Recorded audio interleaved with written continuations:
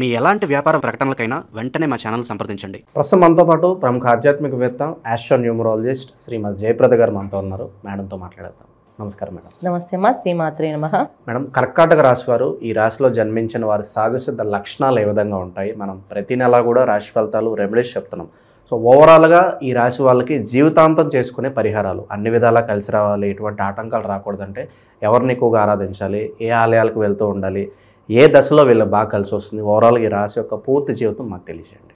తప్పకుండా. కర్కాటక రాశి అనగానే ఏంటంటే చాలా సున్నితమైన మనస్తత్వం ఉన్న రాశి అనమాట. ఇది రాశి తత్వాల్లో వాటి జలతత్వ రాశి అంటాం. జలతత్వ రాశి అంటే వాటర్ లాంటిది. అంటే నీళ్లు మనకి ఏ విధంగా మౌల్డ్ చేస్తే ఎలా మారుతాయో, అంటే ఒక బౌల్లో వేస్తే బౌల్ లాగా, గ్లాస్లో వేస్తే గ్లాస్ లాగా, ఒక ప్లేట్లో వేస్తే ప్లేట్ పరంగా ఎలా కనిపిస్తుంది మనకి, వీళ్ళ తత్వం అలా ఉంటుంది. అంటే వీళ్ళు ఎవరితో అయినా కలిసిపోగలుగుతారు. ఎంత కలిసిపోతారో అంత దూరంగా ఉంటారు. జనాల్లో ఉన్న ఒంటరి వాళ్ళు వాటి వీళ్ళు. అంటే చుట్టూ 10 మంది ఉన్నా వీళ్ళు ఒంటరిగా ఆలోచిస్తూ ఉంటారు. అంతేగాని వాళ్ళతో కలిసిపోయాం కదా అంటే మనతోటే ఉన్నారు, మనతోటి తింటున్నారు అని చాలా మంది అనుకుంటారు. మాతోటే ఉంటాడు, మాతోటి తిరుగుతాడు కదా ఏంటి అని చెప్పి. దేని మీద డిపెండెన్స్ కాదు, దేని మీద ఇంట్రెస్ట్ అనేది కాదు. వాళ్ళకి ఎవరు ఇష్టమో, ఏది ఇష్టమో దాంతో ఎక్కువగా కనెక్ట్ అయి ఉంటారు. ఇప్పుడు వాళ్ళకి పేరెంట్స్ అని కానీ, స్నేహితులని కానీ, తర్వాత సిస్టర్స్ అని కానీ, బ్రదర్స్ అని కానీ, ఇలా వీళ్ళతో వాళ్ళతో ఉండాలని ఉండదు. వీళ్ళ మనసుకి ఎవరు నచ్చుతారో అది వాళ్ళకి తెలుసు. సో వాళ్ళతోటే ఉంటారు వీళ్ళు. కాకపోతే బయటికి మాత్రం అందరితో ఉన్నట్టు కనిపిస్తారు, అందరితో ఉన్నట్టు ఉంటారు, అందరితో మాట్లాడినట్టు అనిపిస్తారు. కానీ అస్సలు వీళ్ళు ఎవరితోటి కలవలు, ఎవరితోటి మాట్లాడలేరు. వాళ్ళకి నచ్చిన విషయాల్లో ఎవరికి షేర్ చేసుకోకుండా అందరూ వీళ్ళు చెప్తారు, నాకు ఈ ప్రాబ్లం వచ్చింది, నాకు ఈ కష్టం వచ్చింది, ఎలా చేయాలి, ఏం చేయాలని అన్నీ ఓపిగ్గా వింటారు. సొల్యూషన్స్ కొన్నిటికి ఇస్తారు, కొన్నిటికి ఇవ్వరు. సైలెంట్గా విని వెళ్ళిపోతుంటారు, నేనేం చేయలేను దాంట్లో అని చెప్పేసి. కానీ వీళ్ళ బాధ, వీళ్ళ కష్టం మాత్రం ఎవరితోటి షేర్ చేసుకోరు. ఎందుకు చేసుకోరు అంటే వాళ్ళకు ఒక రకమైన ఇన్ఫీరియారిటీ, ఒక భయము, ఆందోళన ఉంటుంది లోపల. చెప్పడం వల్ల వీళ్ళ వల్ల రేపు రోజున వీళ్ళు నన్ను ఆరుస్తారా, తీరుస్తారని ఒకటి అనుకోవచ్చు. రెండోది ఏంటంటే వీళ్ళు రేపు రోజు వీళ్ళు కూడా నన్ను ఏదో అనొచ్చు కదా ఈ విషయం తెలిసాక అని అనుకోవచ్చు. ఇలా 2 విధాలు మనం ఆలోచించవచ్చు. ఎందుకంటే వీళ్ళ విధానం అలా ఉంటుంది. ఎప్పుడు కూడా చాలా మంచి వాళ్ళు, చాలా సున్నితంగా ఉంటారు. చాలా ఈ విషయాల మీద ఎక్కువగా అంటే ఎలా తీసుకోవచ్చు వీళ్ళని అంటే మనము ఒక చిన్నపిల్ల మనస్తత్వం తీసుకోవచ్చు. ఇప్పుడు చిన్నపిల్ల వారికి ఏం ఉండదు మనసులో, తనకి ఏది కావాలో అది ఇస్తే హ్యాపీ. అలా వీళ్ళకి ఏది కావాలో తెలిస్తే ఇస్తే హ్యాపీ.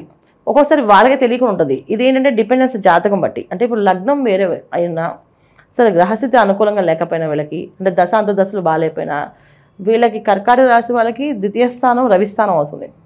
అందువల్ల ఏంటంటే అది సింహరాశి అవుతుంది. సింహరాశి వాళ్ళంటే ప్రతి విషయాన్ని ఇప్పుడు సింహం అనుకుంటే మనం ఎలా అనుకుంటాం, అది వెళ్ళి వేటాడదు, దానికి ఆకలి వేసినప్పుడు మాత్రం వెళ్ళి తిని వస్తుంది అంతే. రోజు వెళ్ళాలి, నాకు ఇదే వర్క్ పెట్టుకొని ఇదే ఉద్యోగం చేయాలని ఉండదు. అలాగా వీళ్ళకి ఉండే ఎదుటి వాళ్ళు కొన్ని వీళ్ళకి ఎలా ఉంటారంటే, నువ్వు ఖచ్చితంగా చేయాలి, నీకు ఈ రూల్స్ ఉన్నాయి, నీకు ఈ రెగ్యులేషన్స్ ఉన్నాయని చెప్పరు. సో వీళ్ళు ఏంటంటే వాళ్ళు నచ్చినట్టు వాళ్ళు చేసుకుంటూ వెళ్ళిపోతుంటారు. ఎవరిని అడగరు. అడిగితే మళ్ళీ వాళ్ళు ఏం చేస్తారో, ఎలా అంటారో అని చెప్పేసి అని. నచ్చితే మాత్రం ఎలా ఉంటారు అంటే వీళ్ళంత బెస్ట్ ఫ్రెండ్స్ ఇంకెవరు ఉంటారేమో అనిపిస్తుంది, వీళ్ళంత ప్రేమగా ఇంకెవరు చూసుకోరేమో అనిపిస్తుంది, వీళ్ళు చూసుకునే విధానంతో పాటు ఇంకెవరు ఉండరేమో అంత బాగా లైక్ చేస్తారు. అంటే ఇష్టపడితే వాళ్ళని వీళ్ళతో అలా ఉంటారు. అలాగే వీళ్ళకి వాళ్ళు నచ్చినా, వాళ్ళకి వీళ్ళు నచ్చినా ఇద్దరు అసలు ఎప్పటికీ ఇంకా విడదీయని బంధం ఉండిపోతుంది. అలాగని గ్యారంటీగా వారంటీలు ఉండవు వీళ్ళకి. ఎందుకంటే ఎప్పుడైనా మానసికంగా ఏదైనా మాట అంటే తొందరగా బాధపడిపోయి బయటికి చెప్పకుండా మనసులో దాచేసుకుంటారు. లేదా కొంతమంది ఏంటంటే చాలా కోపావేశాలు చూపిస్తారు బయటికి, నాకు నచ్చలేదు నేను రాను అని చెప్పి వాళ్ళ మొహమే చెప్తారు. కొంతమంది ఏంటంటే డోర్ వేసుకుని లోపలే ఉంటారు, అస్సలు బయటికి రారు, ఎవరితోటి మాట్లాడరు. బయటకు వచ్చి ఎన్నిసార్లు పిలిచి ఎన్నిసార్లు లాగినా మళ్ళీ వచ్చి అని చెప్పి మళ్ళీ లోపలికి కూర్చుంటారు. ఎందుకు కూర్చుంటున్నారో, ఏం చేస్తున్నారో అనేది ఎవరికి చెప్పకుండా ఉంటారు. ఇది ఒకటి. ఇది కర్కాటక రాశి వాళ్ళ లక్షణాలు సహజంగా. ఎందుకంటే ఈ రాశిలో ఉండే లక్షణాలు మనం చెప్పుకోవాల్సింది. తర్వాత రెండోది ఏంటంటే నక్షత్రాల వైజ్గా చూసుకుంటే పునర్వసు 4వ పాదం ఉంటుంది ఇందులో. తర్వాత ఆశ్లేష 4 పాదాలు ఉంటాయి, పుష్యమి 4 పాదాలు ఉంటాయి. ఈ పుష్యమి, ఆశ్లేష అనేది డిఫరెంట్ కేటగిరీస్, పునర్వసు ఒక డిఫరెంట్ కేటగిరీ. ఎందుకంటే 3 జలతత్వ రాశి అయినా సరే 3 లక్షణాలు వేరే ఉంటాయి. ఇక్కడ ఆశ్లేష వాళ్ళు చాలా చాలా బెటర్ కర్కాటక రాశిలో. ఎందుకంటే వాళ్ళు చాలా ధైర్యవంతులు, సాహసవంతులు, ఏ పనైనా చేసే సామర్థ్యత ఉన్నవాళ్ళు. ఎంత సామర్థ్యత ఉంటుందంటే అసలు వాళ్ళ ఈ పని చేయగలరు అని వీళ్ళు ఇంత బాగా చేస్తారా అనుకోరు అనమాట, అంత బాగా చేస్తారు. ఇది ఆశ్లేష వాళ్ళు కర్కాటక రాశిలో. అదే పుష్యమి నక్షత్రం వాళ్ళకి ఖచ్చితంగా ఇన్ఫీరియారిటీ కొంచెం ఎక్కువగా ఉంటుంది. ఏ విషయాన్ని తొందరగా ఎవరితోటి ఎక్స్పోజ్ అవ్వరు, చెప్తే అది ఎలా తీసుకుంటారో, వాళ్ళు ఏ విధంగా ఆలోచిస్తారని లోతైన ఆలోచనలు ఎక్కువగా ఉంటాయి. వాళ్ళకి పెద్దరికం ఎక్కువగా ఉంటుంది. పెద్దరికంగా ఏ విషయమైనా ఆలోచించి చెప్తూ ఉంటారు, సలహా ఇస్తారు కావాలంటే, ఇది ఇలా చేసుకోండి, మీ ఇష్టమైతే చేసుకోండి అని చెప్పేసి. అది కూడా ఏంటి, వాళ్ళు నచ్చితే వచ్చి ఇస్తారు, లేకపోతే అది కూడా ఇవ్వరు. ఇక పునర్వసు తీసుకుంటే పునర్వసు మాత్రం చాలా డిఫరెంట్. దీంట్లో ఎంత డిఫరెంట్ అంటే ఒక పూజ, పునస్కారము, భక్తి ఆ తత్వంలో వెళ్తుంది. మనుషుల్ని తొందరగా నమ్మరు, భగవంతుడితో ఎక్కువ చెప్పుకుంటారు. ఏ విషయమైనా భగవంతుడు చెప్పుకుంటారు. ఆ దేవుడే నాకు న్యాయం చేస్తారు, దేవుడు చెప్తారు. దేవుడితో ఎక్కువ చెప్పడానికి, ఏదైనా పూజ చేసుకోవడానికి, ఏదైనా పని చేయడానికి దానికి సిద్ధంగా ఉంటారు. మనుషులతో ఏది పంచుకోరు వాళ్ళు. ఇది అనమాట. సో ఇలా 3 తత్వాలు ఈ రాశిలో ఉన్నాయి. ఇప్పుడు ఏదైనా ఒక రాశి తీసుకుంటే ఈ రాశి ఈ లక్షణాలు కలిగి ఉంటుందని చెప్పవచ్చు. కానీ కర్కాటక రాశికి మాత్రం మనకి ఇదే పద్ధతిలో ఉంటారు వీళ్ళు అని చెప్పలేము. ఎందుకంటే దీంట్లో బుధ నక్షత్రం అయినది ఆశ్లేష నక్షత్రం ఉంది, అలాగే శని భగవాన్ నక్షత్రమైన పుష్యమి నక్షత్రం ఉంది, అలాగే గురువు అధిపతి అయిన పునర్వసు నక్షత్రం ఉంది. అంటే ఇప్పుడు ఈ గ్రహాల్లో మనం ఏం తీసుకుంటే 3 పెద్ద గ్రహాలే. సో బుధుడు తెలివైన వాడే, మామూలు తెలివితేటలు కాదు. అసలు ఆ తెలివితేటలు మనం అసలు ఓసారి తట్టుకోలేము, అంత తెలివితేటలు ఉన్నవాళ్ళు. అయితే దీంట్లో ఏం తీసుకోవచ్చు మనం, ఈ ఆశ్లేష నక్షత్రం పాపగ్రహాలు దగ్గరగా ఉంటుంటే పాప ఫలితాలు ఎక్కువగా ఇస్తారు. అంటే కూరాత్ములు, మనం వాళ్ళు బాగా మూర్ఖులు, మొండి వాళ్ళు కూడా అంటాం కదా, ఇది ఆశ్లేషకు వస్తుంది. అలాగే మంచి వాళ్ళు, దానగుణం ఉన్నవాళ్ళు, దయాదాక్షిణాలు చూసేవాళ్ళు, ఏ విధమైన పని అయినా సరే ఎదుటి వాళ్ళు మానవత్వంతో ఆలోచించి చేసేవాళ్ళు కూడా ఆశ్లేష వస్తుంది. 2 రకాలు కూడా ఆశ్లేషకు వస్తాయి. ఇది దీంట్లో ఏంటంటే డిపెండ్స్ ఆన్ వీళ్ళకి జాతక పరిశీలన. అంటే వాళ్ళ లగ్నం ఏమైందో చూస్తే లగ్నాన్ని బట్టి వీళ్ళ లక్షణం మారుతుంది. ఇది ఆశ్లేష నక్షత్రానికి, పునర్వసు నక్షత్రానికి, పుష్యమి నక్షత్రానికి, కర్కాటక రాశి వాళ్ళకి. వివాహ వ్యవస్థ కావచ్చు, వ్యాపార వ్యవస్థ కావచ్చు, ఇక ఏమన్నా ప్రేమ ఇలాంటివి ఏమన్నా ఉంటే ఓవరాల్గా శత్రువుల పరిస్థితి, వాళ్ళ జీవితం ఎలా ఉంటుంది ఓవరాల్గా, ఎలాంటి పరిస్థితులు వీళ్ళకి ఎదురవుతాయి అంటారు ఓవరాల్? శత్రువులు అనేది వీళ్ళకి అంతర్గతంగా ఉంటారు నాన్న, ఖచ్చితంగా శత్రువులు ఉంటారు. అది వీళ్ళకి తెలియదు. వీళ్ళు అసలు వెన్నుపోటు పొడిచే లక్షణాల్లో ఎక్కువగా శత్రువులు ఉంటారు వీళ్ళకి. అది వీళ్ళకి ఎక్కువగా ఉంటారు. తర్వాత వెన్నుపోటు పొలుసు పక్కనే ఉండి ఇంట్లో ఉండే వాళ్ళే శత్రువులుగా ఉంటారు వీళ్ళు. అసూయ, ద్వేషం ఎక్కువగా ఉంటుంది వీళ్ళ మీద. అది ఇంట్లో వాళ్ళే, బయట వాళ్ళు కాదు. అంటే బయట వాళ్ళంటే ఎవరు తెలియని వాళ్ళు కాదు, తెలిసిన వాళ్ళు, స్నేహితులు అవ్వచ్చు, బంధువులు అవ్వచ్చు, తర్వాత ఇంట్లో సొంత వాళ్ళు కావచ్చు, వీళ్ళందరూ కూడా వెన్నుపోటు పొడిచేవాళ్ళు. అంటే బాగా నవ్వుకుని, అంటే వీడికి ఎంత ఉంది, మామూలు చేస్తారు, చూద్దాం, వాళ్ళ టైం వచ్చినప్పుడు చూద్దాం అని అనుకునే బాధ కూడా. వాళ్ళని అడగకపోయినా అలా అసూయ ద్వేషాన్ని ఎక్కువగా ఉంటుంది. ఎందుకంటే చంద్రుడు ఒక రాశి కదా, అది ఆకర్షణ శక్తి ఎక్కువగా ఉంటుంది. ఆకర్షణ శక్తి ఎక్కువ ఉన్నప్పుడు ఏమవుతుందంటే ఏమి చెప్పాలి, మనం నవ్వినా, తుమ్మినా, దగ్గినా ఎదుటి వాళ్ళు శత్రుత్వం పెంచుకుంటారు, మిత్రుత్వం పంచుకోరు.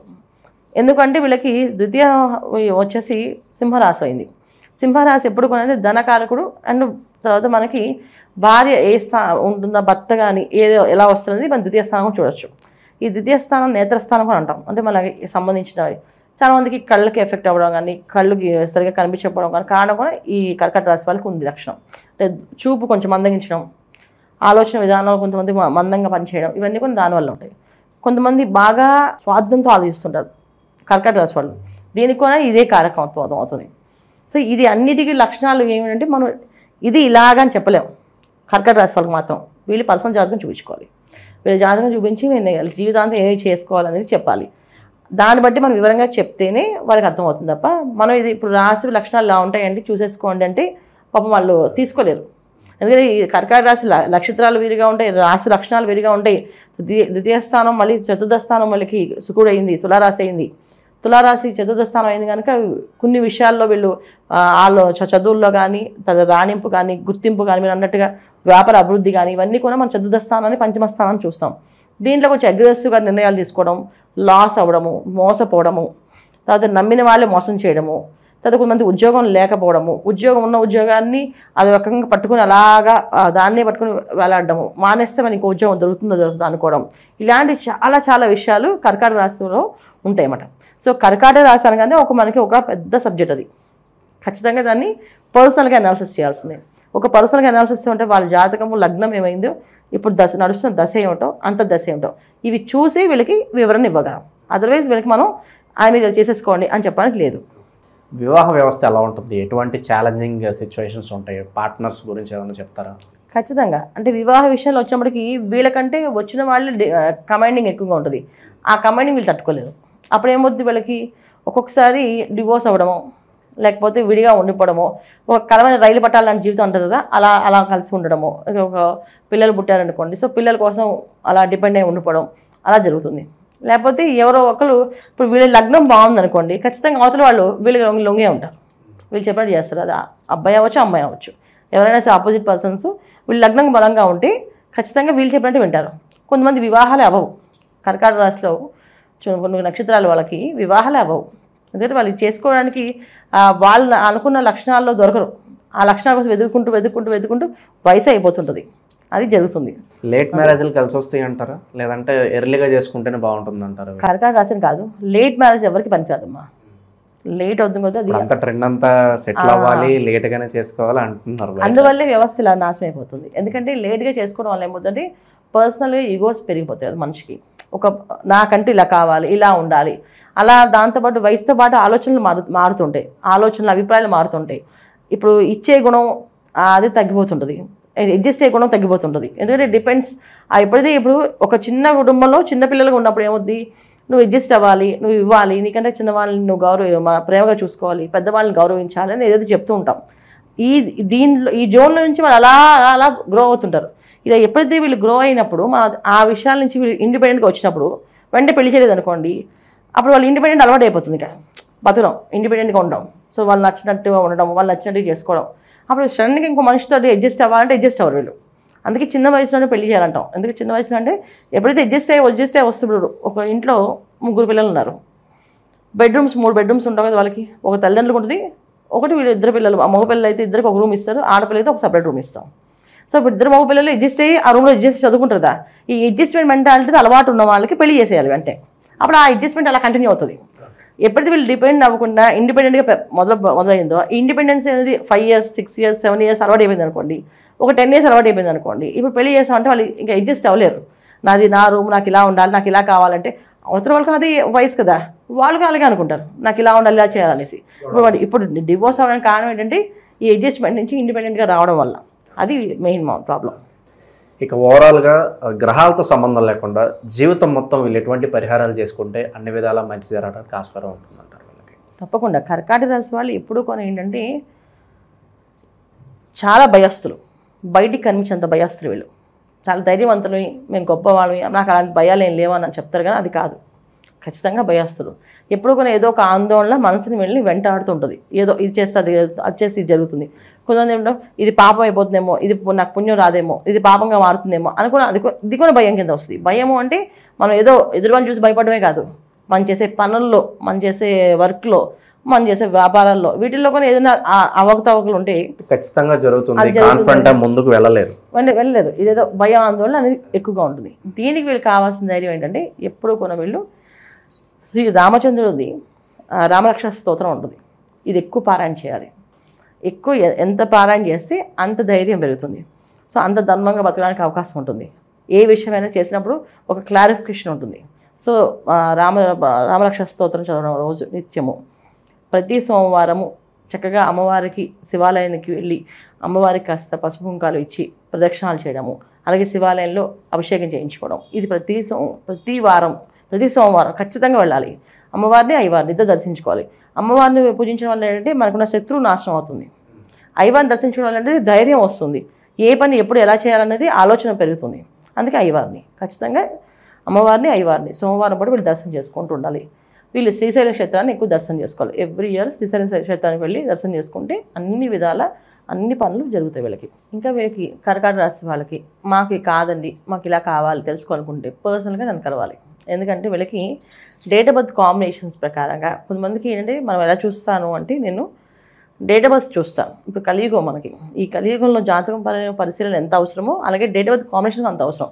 పుట్టిన తేదీ, మంత్, ఇయర్ కలిపితే ఒక నెంబర్ వస్తుంది, అది బర్త్ నెంబర్, డెస్టినీ నెంబర్. ఈ బర్త్ నెంబర్కి డెస్టినీ నెంబర్కి ఇప్పుడు కర్కాటక రాశి లగ్నము 2 మ్యాచ్ అయ్యలేదా, అలాగే దశ అంతర్దశ మ్యాచ్ అయింది లేదా, ఇవి కూడా చూడాలి. ఇవన్నీ చూసినప్పుడే వాళ్ళకి కరెక్ట్ ప్రిడిక్షన్స్ మనం ఇవ్వగలం. ఇది మీరు చేసుకోండి లైఫ్ లాంగ్, మీకు వ్యాపారం బాగా కలిసి వస్తుంది, లేదా ఉద్యోగం బాగా కలిసి వస్తుంది, లేదా వివాహం చేసుకుంటే అంటే ఖచ్చితంగా ఇటువంటి పరిహారాలు పాటించాలి అని వివరణ ఇస్తామట. దానివల్ల ఏంటంటే వాళ్ళకి లైఫ్ హ్యాపీగా ముందుకెళ్తుంది.